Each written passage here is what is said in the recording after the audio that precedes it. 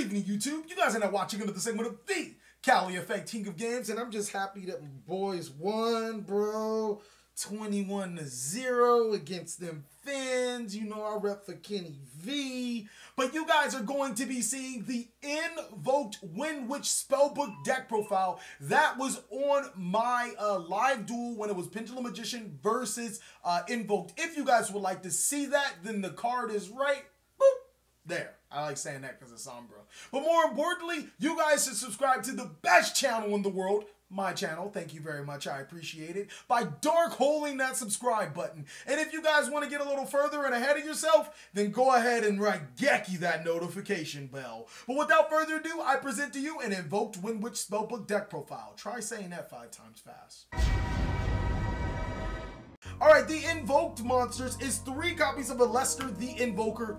I mean, we only have 3. Upon its summon, it allows you to search Invocation from its deck to your hand and sets up all of your pivotal fusion plays. 3 copies of Spellbook Magician of Prophecy. This is our second set of normal summonable monsters. We have a grand total of 6 normal summonable monsters, and it searches our Spellbook engine, which further allows us to draw cards. 3 copies of Windwitch Ice Bell. This card is really good for making 1-card Crystal Wings. It is not normal spell. You can normal summon it, but you want a special summon to gain all of its great effects. 2 copies of Glass Bell. The Ice Bell turns into the Glass Bell. The Glass Bell then turns into the Snow Bell, which makes your 1-card Crystal Wing. It also, burns. And then 1 copy of Snow Bell, we run 1 Crystal Wing. I mean, it only makes sense, right? It's special summoned by controlling 2 wind monsters. Next is the spicy card, 3 copies of Blackwing Gofu. What I've noticed from the Spellbook Windwitch strategy is that, or the Invoked Windwitch strategy, is that you can only summon 1 at a time. We have mediated this by playing Gofu, and it actually allows us to get into Macabre, so it's really good. 3 copies of Ghost Ogre and Snow Rabbit, just another way to get into Macabre. I feel like this card is really meta relevant, kinda, depending on your local area. If you see a lot of cards like Diagram being activated, then go ahead and name the Ghost Ogres. If not, you could take out the Ghost Ogres for more, either, what's that card? Wonder Wand, or even just more Windwitch monsters. 3 copies of Ash Blossom. Now this card's kind of mandatory. Not only is it a fire monster to 4-out Purgatrio combo, but it also is pivotal for stopping searching. And then 1 copy of Maxx C to draw cards and punish the opponent for giving us more cards. That's it for monsters. At 22 for spells. 3 copies of Magical Meltdown. Magical Meltdown's just really good. Hold on. 1, 2, 3, 4, 5, 6, 7, 8, 9, 10, 11, 12. Oh, alright, I guess I know what I play. Magical Meltdown's really good at searching that fusion that we need from our decks to our hands. 2 copies of Spellbook of Knowledge. What Spellbook of Knowledge does is that we can discard 1 spellcaster monster or 1 spellbook spell card from our hand or corresponding field to the graveyard to draw 2 cards. Really good, and it fuels our Spellbook engine. 3 copies of Spellbook of Secrets. Spellbook of Secrets not only searches the little boy, which searches the knowledge, it also searches Spellbook of Knowledge in itself. 2 copies of Invocation. This card allows us to fuse with our graveyard. Normally, with this deck, Aliester is going to be on the board, so we have to use Aliester on board. A small price to play, but we can use cards from our opponent's graveyard if they play the right scenario cards. Then 2 copies of Terraforming to search your Magical Meltdown. I actually just swapped them out because I noticed I didn't have it, but I took out Cosmic Cyclones. Cosmic Cyclones are really good for getting over Pendulum Magician and beating over True Dracos, so I'm going to leave it up to you guys for that one. I'm going to go with the Terraformings. That's it for spells. For traps, 2 copies of Quaking Mirror Force. This card's really good. Not only does it protect your weakened Crystal Wing, it also protects your Macabre and flips monsters face down for a Purgatrio play. 2 copies of Dimensional Barrier. This deck isn't really affected by Dimensional Barrier, seeing that you fusion summon and you synchro summon 2 of the lesser cards that are hit by Dimensional Barrier. Exceeds and Pendulums are cards that you hit by Dimensional Barrier. 3 copies of Solemn Strike because of negation, and then the 1 copy of Solemn Warning. Really awesome cards.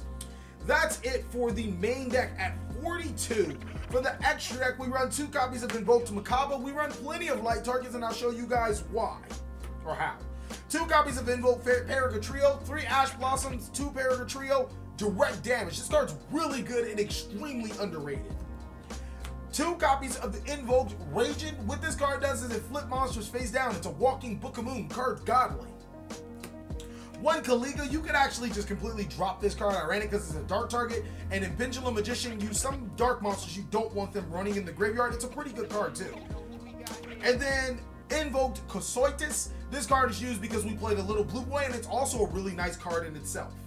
For the Windiwitch targets, we played Winterbell, Clearwing, Single Dragon, and Crystal Wing. Again, I felt like this deck was really limited on extra deck, so I decided to go with the essential cards. More often than not, you'll only use the Ice Bell to summon Crystal Wing. The odds of you drawing a second Ice Bell aren't low, but the fact that you don't really need anything else after Crystal Wing typically is enough.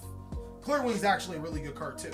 And then 2 copies of Decode Talker and 2 copies of Proxy Dragon. That's all in the combo that I will show you right now. Alright, in this combo, I think we're going to start off with the basics. The only thing you need is the 1-card Crystal Wing, Windwitch Ice Bell. You are going to special summon it and then activate its effect to special summon Glass Bell, inflict 500 damage to your opponent, and add the Ice Bell or Snow Bell to your hand.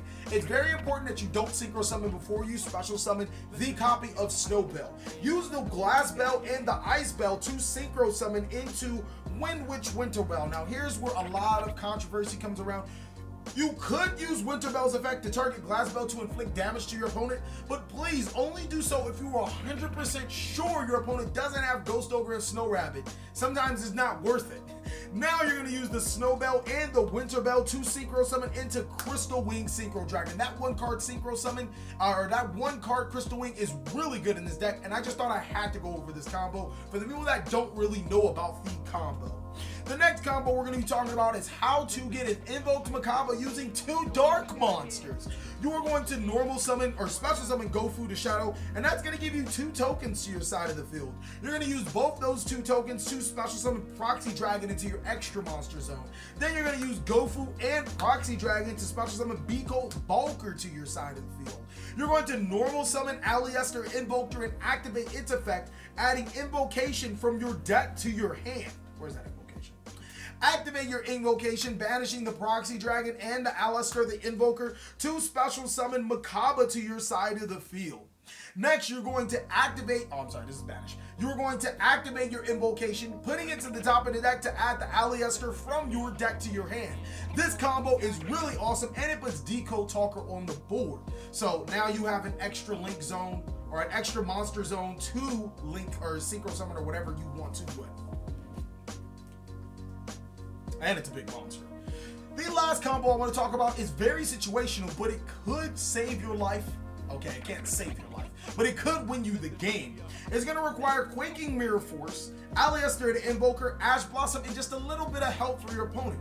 Let me put you in a hypothetical. You have these 2 cards in your hand and Quaking Mirror Force, and your opponent has 5 really strong zombie monsters on their side of the field, and they are attacking you for game. You're going to flip that Quaking and flip all of their monsters face down. Well, let's say they want to search a card after that. No, you're going to Ash Blossom and Joyous Spring their search. Following your turn, you're going to normal summon the Aliester the Invoker. That's going to search the Invocation, activate the Invocation, banish the Aliester and the Ash Blossom, the Joyous Spring, to special summon Purgatrio. This combo, I know it sounds like a lot of steps, but it's highly underrated. Use the Invocation to shuffle it to your deck to add Aliester the Invoker.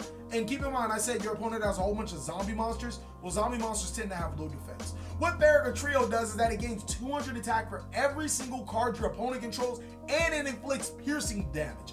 To make it even worse, it can attack every single monster your opponent controls. I mean, you could have did the same thing with Mithra, but it's just nastier to actually play real cards. Thank you guys so much for watching another segment of the TheCaliEffect. If you would like to be an exclusive member to the TheCaliEffect gang, then you need to check out that Patreon. Furthermore, if you guys would like to buy cards from your favorite YouTuber, you can message me on Facebook or just go to TCGPlayer or eBay. Again, thank you guys so much for watching. Please like, comment, subscribe, but most of all, enjoy.